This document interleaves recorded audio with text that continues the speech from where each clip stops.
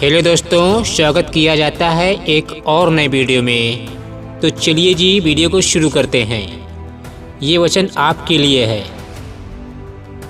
अगर आप वचन पर चलते हैं बहुत ही खराई से, वचन कहता है भजन संहिता 128 अध्याय 1, 2, 3, 4। बहुत ही दमदार वीडियो है, आप इसे पूरा देखना। वचन कहता है, क्या ही धन्य है हर एक जो यहोवा का भय मानता है और उसके मार्गों पर चलता है। ये वचन सबके लिए है, लेकिन उनके लिए ज़्यादा खास है जो पूरी तरह से यीशु की आज्ञाएं मानते हैं और शैतान के कभी बहकावे में नहीं आते हैं। परीक्षा में खड़े रहते हैं, रो रो के जीवन जी रहे हैं पृथ्वी पर यीशु मसीह के लिए, लेकिन यीशु को नहीं छोड़ रहे हैं। और आप वचन पर चलकर शैतान का सर नीचा करते हैं और परमेश्वर का सर ऊंचा करते हैं वचन पर चलकर। तो बाइबल बताती है ऐसे विश्वासी धन्य हैं और ऐसे ही मसीही बादलों पर उठाए जाएंगे रैप्चर में, जब यीशु मसीह आएगा स्वर्गदूतों के साथ, और यीशु के साथ अनंत जीवन बिताएंगे स्वर्ग में, नए आकाश नई पृथ्वी नए यरूशलेम में, और कभी नहीं मरेंगे, हमेशा युगान युग राज्य करते रहेंगे। उनके राज्य का कभी अंत नहीं होगा। आगे 2 आयत क्या कहती है देख लेते हैं। तू अपनी कमाई को, विश्वासियों के लिए आयत है, तू अपनी कमाई को निश्चय खाने पाएगा, तू धन्य होगा और तेरा भला ही होगा। मतलब आप जो मेहनत करके पैसा कमा रहे हो, आप अपने पैसों को ज़रूर यूज करोगे। अगर आप परमेश्वर की आज्ञाएं मानते हो, पाप से दूर रहते हो। तो अब जिनके पास स्त्री है, मतलब जिन विश्वासियों का विवाह हो गया है, जिनके पास पत्नियां हैं, उनसे परमेश्वर क्या कहता है जो आज्ञाएं मानते हैं। 3 आयत में देख लेते हैं। तेरे घर के भीतर तेरी स्त्री फलवंत दाखलता सी होगी। इतनी बड़ी आशीष देगा परमेश्वर मसीह विश्वासियों के लिए कि तेरे घर के भीतर तेरी स्त्री फलवंत दाखलता सी होगी। अगर आप परमेश्वर की आज्ञा पे मानते हो तो आगे, तेरी मेज के चारों ओर तेरे बालक जलपाई के पौधे से होंगे। ओहो, तो आपके बच्चे ऐसे होंगे अगर आप परमेश्वर के वचन पर चलते हो। तो अगर आप परमेश्वर के वचन पर चलोगे तब होगा। आप पाप करके यीशु का सर नीचे मत करना। शैतान हंसता है, वो बोलता है, देख तेरे बेटे बेटियां क्या कर रहे हैं पृथ्वी पर, जिनके लिए तूने खून बहाया है, क्रूस पर जान दी है, कोड़े खाए, मार खाया है, वे देख कैसे पाप कर रहे हैं। तब यीशु लज्जित होता है। तो हमें ऐसा नहीं करना है, वचन पर चलकर शैतान को हराना है मेरे भाई। तब आप प्रार्थना में जो मांगोगे आपको मिलेगा। परमेश्वर ने वायदा किया है, परमेश्वर ने वायदा किया है कि मेरा वचन तुम में बना रहे और तुम मुझ में बने रहो, तो जो चाहो मांगो वह तुम्हारे लिए हो जाएगा। आगे 4 आयत भजन संहिता 128 अध्याय उसका 4। सुन, जो पुरुष यहोवा का भय मानता हो वह ऐसी ही आशीष पाएगा। तो भय मानना बहुत जरूरी है, डरना बहुत जरूरी है यहोवा से। यहोवा के आगे डरते रहो, कांपते रहो, उसके सामने, उसकी आंखों के सामने पाप मत करो। क्योंकि जब आप गुनाह करते हो, पाप करते हो, तो यहोवा अपनी आंखों से देखता है स्वर्ग से। तब उसका सर लज्जित हो जाता है।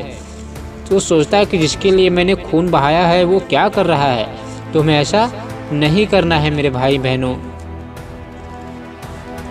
आप जो भी गुनाह करते हो, पाप करते हो, एक दूसरे की चुगली करते हो, बुराई करते हो, गलत गलत मोबाइल में वीडियोज़ देखते हो, पोर्न वीडियोज़ देखते हो, फिल्मी गाने सुनते हो, बपतिस्मा लेने के बाद गुनाह करते हो, ठीक है, गुटखा खाते हो, बीड़ी पीते हो, सिगरेट पीते हो, छेड़ते हो स्त्रियों को देखकर, लड़कियों को मार्केट जाते समय बपतिस्मा लेने के बाद, तो ये सब परमेश्वर देखता है।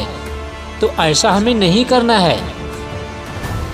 इसलिए परमेश्वर का वचन कहता है अय्यूब 34 अध्याय उसका 21-22 वचन, क्योंकि परमेश्वर की आंखें मनुष्य की चाल चलन पर लगी रहती हैं। आप कौन सी चाल चल रहे हो पृथ्वी पर, कैसी चाल चल रहे हो, तो परमेश्वर आपको देखता रहता है। CCTV कैमरा फेल हो जाएगा, बैटरी लो हो जाएगी, लाइट जा सकती है, लेकिन परमेश्वर की आंखें मनुष्य की चाल चलन पर हमेशा लगी रहेंगी, वो कभी फेल नहीं होंगी।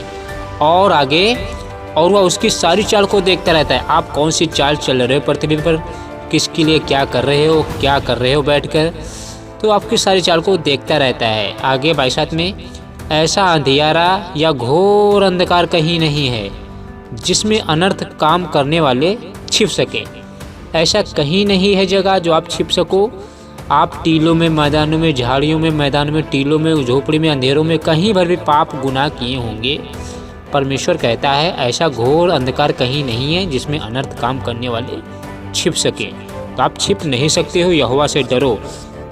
यहोवा के हाथों में पड़ना एक भयानक बात है, क्योंकि समय कम है, दिन बुरे हैं। अपने अपने प्राणों को बचाओ, ठीक है। बाइबल पढ़ो, प्रार्थना करो। अगर आपको ऐसा लगता है कि मेरा दोस्त मुझे गलत रास्ते पे चला रहा है तो उसका साथ छोड़ना ही आपके लिए भला है। अगर आपको ऐसा लगता है कि मेरा मोबाइल ही गलत रास्ते पे ले जाता है, फ़ोन वीडियो देखता हूँ, फिल्मी गाने सुनता हूँ, तो आप छोटा सा सादा फ़ोन ले लीजिए, टच छोड़ दीजिए, ठीक है। आपको ऐसा करना पड़ेगा। आप स्वर्ग जाना चाहते हो तो आपको तैयारी बनानी पड़ेगी। याद रखना, 5 जो कुमारियाँ थी छोड़ दी गई थी, 5 ले ली गई थी। तो आपके साथ ऐसा ना होना चाहिए। सांसारिक लोगों के साथ आप भी यहाँ पे छूट जाओगे तो क्या होगा? आपको भी दुख, तकलीफ, मुसीबत, संकट, गरीबी सब झेलनी पड़ेगी। परमेश्वर की 21 विपत्तियों का कहर आपके भी ऊपर टूटेगा, सामना करना पड़ेगा। जब मसीह भाई बहनों को जो पवित्र जीवन जी रहे हैं, परमेश्वर प्रभु यीशु उनको ले जाएगा। अगर आप गलती से भी यहाँ पे छूट जाओगे तो आपको लज्जित नहीं होना पड़ेगा, आपको लज्जित होना पड़ेगा। आपकी बेइज्जती होगी, गांव वाले, मोहल्ले वाले आपकी बेइज्जती करेंगे। यीशु बगल वाले को लेकर तेरे को छोड़ गया, तब क्या होगा? तब आपको लज्जित होना पड़ेगा। तो ऐसा आपके साथ ना हो। अभी आपके जीवन में दुख है, तकलीफ है, थोड़े बहुत दुख तकलीफ सह लो। मैं भी सह रहा हूँ, ऐसी बात नहीं, मैं भी दुख तकलीफ बहुत सह रहा हूँ। मुझे पता है कि एक दिन यीशु मसीह आएगा और हमें लेके जाएगा, और नए आकाश नई पृथ्वी पर सारे आंसू हमेशा हमेशा के लिए परमेश्वर पहुँच डालेगा। इसके बाद ना मृत्यु रहेगी, ना शोक रहेगा, ना बिलाप रहेगी, ना पीड़ा रहेगी, ना बुखार, ना सर्दी, ये सब कुछ नहीं रहेगा। परमेश्वर सब कुछ नया कर देगा। इसलिए परमेश्वर का वचन कहता है, मत्ती 18 अध्याय उसका 8-9 वचन, यदि तेरा हाथ या तेरा पाँव तुझे ठोकर खिलाए तो उसे काटकर फेंक दे। डूंडा या लंगड़ा होकर जीवन में प्रवेश करना तेरे लिए इससे भला है कि 2 हाथ या 2 पाँव रहते हुए तू अनंत आग में डाला जाए। मतलब अगर तेरा हाथ ही पैर नहीं है तो कोई बात नहीं, स्वर्ग में चला जाए, ये तेरे लिए भला है। अगर दोनों हाथ पैर आँख मुँह रहते हुए तू नरक में डाला जाए तो तेरे लिए कैसे भला होगा? तो हमें हाथ पैर नहीं काटने हैं। अगर हाथ काट डालोगे, बाइबल कैसे पढ़ोगे, प्रार्थना कैसे करोगे, आँख निकाल दोगे तो कैसे बाइबल पढ़ोगे? तो हमें उसको काटना है जो हमें पाप में गिराता है, उसको अपने पास से हटाना है, दूर करना है, ठीक है। आगे 9 आयत में, यदि तेरी आँख तुझे ठोकर खिलाए तो उसे निकाल कर फेंक दे। अगर आपको आँखों से पाप होते हैं ना, व्यभिचार होता है, गलत देखना होता है, तो आप मत देखो, ठीक है। काना होकर जीवन में प्रवेश करना तेरे लिए इससे भला है कि 2 आँख रहते हुए तू नरक की आग में डाला जाए। तो हमें आँखें नहीं निकालना है, ठीक है। God bless you. जय मसीह की। परमेश्वर आपको आशीष दे। अब आप जान ही गए होंगे कि परमेश्वर अपने बेटे बेटियों को कैसे आशीष देगा, ठीक है। परमेश्वर की आज्ञाएं मानना बहुत ज़रूरी है, बेहद ही ज़रूरी है। अगर आप यीशु से प्रेम करते हो तो यीशु की आज्ञाएं मानना आपके लिए बहुत ज़रूरी है। यीशु मसीह का वचन कहता है, तुम सोचते भी नहीं होगे उसी घड़ी मनुष्य का पुत्र आ जाएगा, यानी यीशु मसीह। इसीलिए यीशु मसीह कहे गए हमेशा तैयार रहने के लिए। जागते रहो और हर समय प्रार्थना करते रहो। तुम न उस दिन को जानते हो और न उस घड़ी को जानते हो। यीशु मसीह कह गए हैं, चेलों को भी नहीं पता है। चेले भी पूछते पूछते परेशान हो गए थे, हे यीशु जी बता तू कब आएगा, कब आएगा? तो यीशु ने भी कोई जवाब नहीं दिया था। पिता जानता है, पिता जानता है, बस ऐसे ही कहा था। तो इसीलिए हमें तैयारी बना के ज़रूर रखनी है। याद रखना एक बात, यीशु मसीह उसी घड़ी आएगा, उसी समय आएगा जिस समय हम तैयार नहीं होंगे। इसीलिए यीशु मसीह बोल के गए कि तुम हमेशा तैयार रहना, जागते रहना और हमेशा प्रार्थना करते रहना। इसीलिए बोल के गए हैं। यहाँ पे छूट मत जाना, क्योंकि अगर आप छूट जाओगे तो आप मसीह विरोधी के हाथों में चले जाओगे और फिर हमारा क्रोध आपके ऊपर भड़केगा। और परमेश्वर का जब क्रोध भड़केगा तो उसके हाथ से कोई नहीं छुड़ा पाएगा। परमेश्वर के द्वार को बंद किए हुए कोई खोल नहीं सकता और खोले हुए द्वार को कोई बंद नहीं कर सकता। किसी की औकात नहीं है, किसी की ताकत नहीं। परमेश्वर का वचन कहता है, मेरे हाथों से कौन छुड़ा सकता है? कोई नहीं। यहोवा के हाथों में पड़ना एक भयानक बात है, बहुत बुरा हाल होगा। इसलिए पश्चाताप करो, परमेश्वर के पास लौट आओ। आपके जीवन में गरीबी है, तंगी है, मुसीबत है, परीक्षाएं हो रही हैं तो खड़े रहो। थोड़ा दुख तकलीफ सह लो, यीशु से प्रार्थना करते रहो। अब यीशु मसीह का आने का समय हो चुका है, क्योंकि आप सब कुछ देख ही रहे हो धरती पर क्या हो रहा है। यीशु मसीह के आने का शब्द हमें सुन पड़ता है। जय मसीह की, गॉड ब्लेस यू, जय मसीह की, आमीन।